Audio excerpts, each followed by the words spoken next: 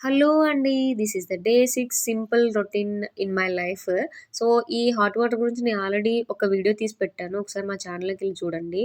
నేను రేపటి దోసల గురించి ప్రిపేర్ చేస్తున్నాను. ఇక్కడ రెడ్ కనిపిస్తుంది కదా! అది మైండ్‌లో పెట్టుకోండి ఏంటో చెప్తాను. వీటిని రాగులు అంటారండి. రాగులు, సజ్జలు వినే ఉంటారు కదా! అవన్నమాట రాగులు. నేను దోసలోకి ఇలాగ యాడ్ చేస్తాను.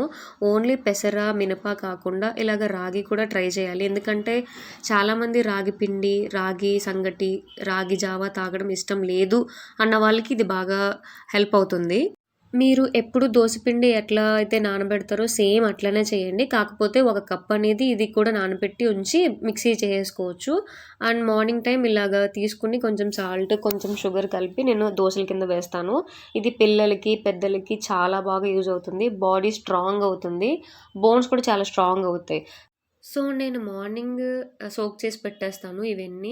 2 కప్స్ రైస్ తీసుకొని, 1 కప్ మినపప్పు, 1 కప్ రాగులు తీసుకొని సోక్ చేసేస్తాను. నానబెట్టేసిన తర్వాత ఈవినింగ్ నేను మిక్స్ చేసుకుంటాను. నైట్ అంతా అలా వదిలేసి మార్నింగ్ ఎట్లా అయితే దోసలు వేసుకుంటారో సేమ్ అట్లనే వేసుకుంటాము. అండ్ షుగర్ ఎందుకు వేస్తాను అంటే కొంచెం గోల్డిష్ కలర్‌లో వస్తుందని చెప్పేసి వేస్తాను అంతే. అండ్ ఒక్కసారి ఇలా ట్రై చేయండి. చాలా బావుంటుంది. హెల్త్ కూడా బావుంటుంది. అండ్ ఆల్రెడీ ఇలా ట్రై చేశాను అన్న వాళ్ళు కామెంట్ చేయండి.